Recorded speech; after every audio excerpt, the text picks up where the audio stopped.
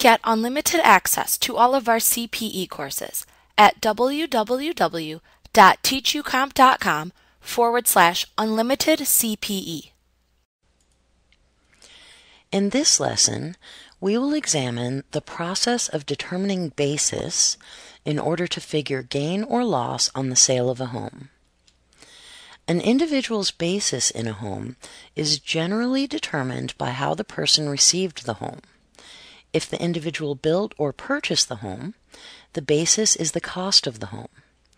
If the individual acquired the home in some other way, for example as part of an inheritance, then the individual's basis in the home is either its fair market value at the time the individual received the home or the adjusted basis of the previous owner. If a homeowner makes adjustments to the home during the time that he or she owns it, the changes may increase or decrease the homeowner's basis in the home. A homeowner must know his or her adjusted basis in order to calculate gain or loss on the sale of a home.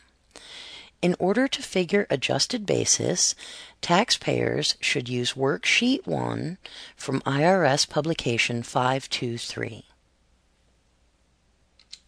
Like what you see? Get unlimited access to all of our CPE courses at www.teachucomp.com/unlimited CPE.